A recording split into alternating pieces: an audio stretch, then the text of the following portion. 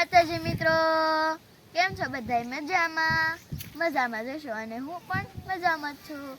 તો આજે આપણે એવી વસ્તુ જોવાની છે જે વસ્તુ ખૂબ જ રસદાર, મીઠી અને સૌથી અનોખી, બધા કરતાં મીઠી.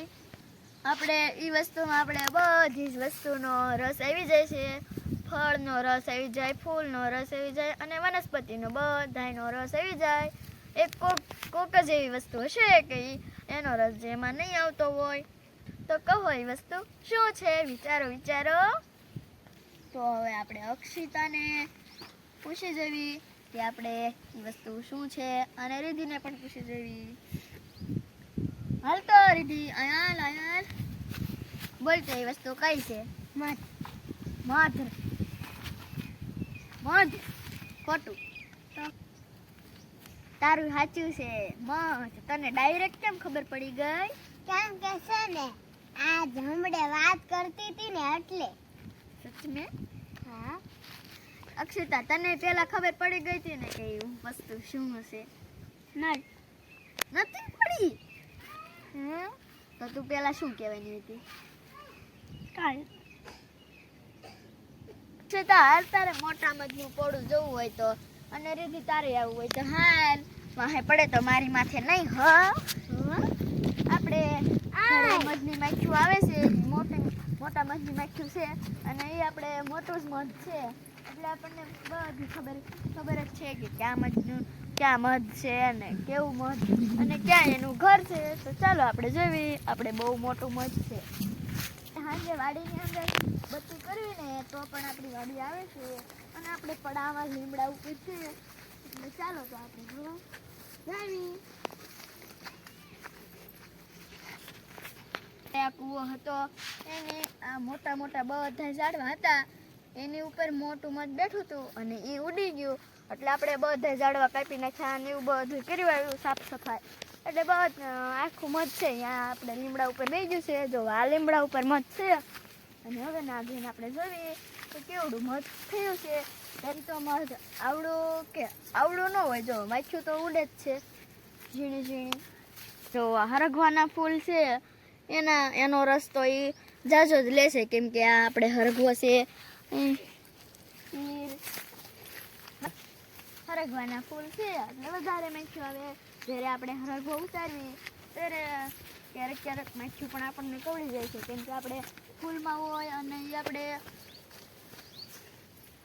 શીંગું તોડવી એટલે માખ્યુંને આપણે ઉડાડવી તો ક્યારેક કવડી પણ જાય આપણને. તો હવે આપણે આવી ગયું છે એ લીમડો, તો ચાલો આપણે જોવી. બેઠું હતું ને એ તો ઉડી ગયું છે, પણ આપણે બીજે પણ છે એ ના આપણે જોઈ આવી.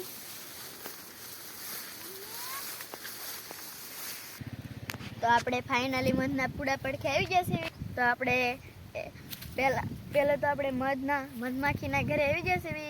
મધ પૂડે આપણે આવડું મોટું મધ હતું મોટી માખીઓનું, એ તો ઉડી ગયું છે, પણ અહીંયા એક નાની માખીઓનું મધ બેઠું છે, એ આપણે જોવી. જો અહીંયા બેઠું છે, બહુ દેખાશે તો નહીં, કેમ કે આપણે અંદર છે. મધના શાળા તો આપણે ન કરાય, કેમ કે આપણે વાહે પડે.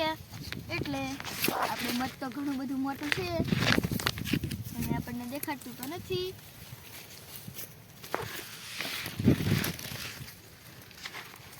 દેખાય તો જોવો, દેખાય તો છે થોડું. બહુ આપણે મધના શાળા ન કરાય, કેમ કે આપણી પાસે પડ્યું હોય મધ તો આપણને કવડી જાય.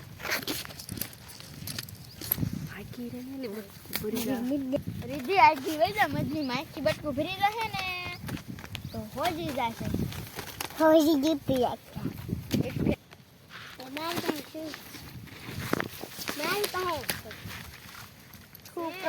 વાડી એ મધને અડવું નથી, કેમ કે આપણે મધ હોય બહુ ખારું હોય, આપણને કવડેલું પણ છે અને આપણે ચાખેલું પણ છે.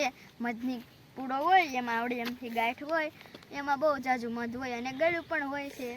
આપણે મધ ઉડી જાય અને એમાં થોડુંક રહી જાય, એટલે આપણે એમાં થોડુંક રહી ગયેલું હોય એ આપણે ચાખેલું છે. અને અમે વાડીએ રહેવી છીએ એટલે ઘણી જગ્યાએ ગમે એના વાડીએ હોય, ગળ્યુંમાં હોય, વાડિયા હોય, એટલે ઉડી જાય. એટલે અમે ઘણા વાર ચાખેલું છે. જો આ મારું સુરક્ષા કવચ છે. માખી આવે એટલે આમ આડું રાખી દેવાનું. તોય એવું તો કાંઈ ન માખી હોય તો આ બાજુમાંથી થઈને કવડવાની હોય તો માખી કવડી જાય. અને આંચુએ કવડું હોય ને તો ભૂમિ દીદીને એકવાર આંચે કવડેલું છે એટલે એને ખબર છે કે કેમ કવડે અને કેમ એમાં દુખે. ક્યાં બધું ભૂમિને દેખાતી બહુ મોટી આંખ થઈ હતી.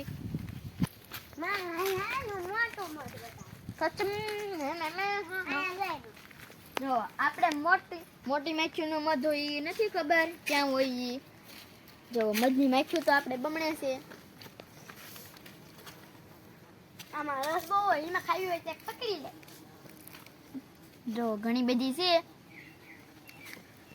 એમાં એને એનું ઘર ક્યાં બનાવ્યું હોય ઈ આપણને નથી ખબર પણ મને રોજ ખબર માખ્યું છે. અહીંયા એમ મધ ઘર લેવા મને રસ ખબર લેવા છે. આવે છે.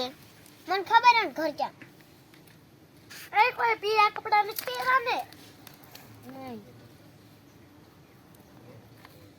તો વાહે પડશે. જેને આપણે પીળા કપડાની માખ્યું આવી જો પીળી માખી છે એટલે મધમાખીને પીળા કપડાની એલર્જી હોય એટલે જે પણ પીળા કપડાં પહેરે એને માખી કવડી જાય. કાળા ન પહેરવી એટલે કાંઈ ન કરે. એને મારે રમવા માંડે. આપણે પૂનમ તો રોજ અહીંયા જ બાંધ્યું હોય એટલે પૂનમને કાંઈ બટકા જો મધ તો અહીંયા જ છે અને પૂળો તો નથી આખો અને પૂનમ તો અહીંયા બાંધ્યું છે. આપણે રોજ એટલું માખ્યું હોય પણ આપણે પૂનમને કાંઈ નથી કરતી. આપણે અહીંથી અવારનવાર આમ જાતા જોવી અને આવતા જોવી એટલે આપણને માખ્યું કાંઈ ન કરે પણ પગની આઠે કચરાઈ જાય ને તો આપણને બટકું પડી જાય. જો પીળી પીળી માખ્યું છે એટલે પીળા કપડાવાળાને કવડી જાય. ચાલુ કરે તો મમ્મી એવું એમ પછી મને ઓળખો. દીકુ તને કવડી જશે. આગો વયો જા. તો દીકુ તો અગાઉથી જ ભાગવા મને માંડ્યો. ઓળખો. જો આ પીળી પીળી માખ્યું મોટી મોટી.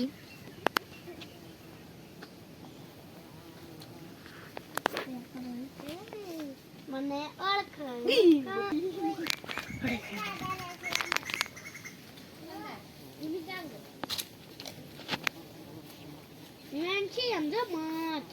રસ્કો છે એટલે રસ્તામાં પણ ક્યાંક ક્યાંક માખી બેઠી હોય. આવા રસ્તાના ક્યારેક ક્યારેક ફૂડ આવી જાય હોય. મોટો રસ્તો હોય એમાં આપણે એટલે રસ્તાનો રસ લેવા માટે આવે છે અને આપણે કોંગ્રેસા તો છે જ છે એટલે ક્યારેક ક્યારેક કોંગ્રેસાનો રસ લેવા પણ આવે છે. જો આવા ધોળા ધોળા ફૂરડા હોય એટલે આવે આનો એટલે એની માથે પણ માખી બેઠી હોય. ઉકેલા ને બધી રીંગણિયા ફૂલ ને એના બધાનો રસ લઈને આપણે એનો મધ ભેગું કરે છે અને મોટો ઢગલો પૂડો બનાવે છે તો થઈ જાય છે આપણે મધ પૂડો રસ ભેગો થઈને તૈયાર. અને જો તમને મારો આ મધનો વિડીયો ગમ્યો હોય અને તમે બધાએ મધ ખાધું દેશે તો મધ ખાધું હોય તો કમેન્ટમાં હાના જવાબ આપજો.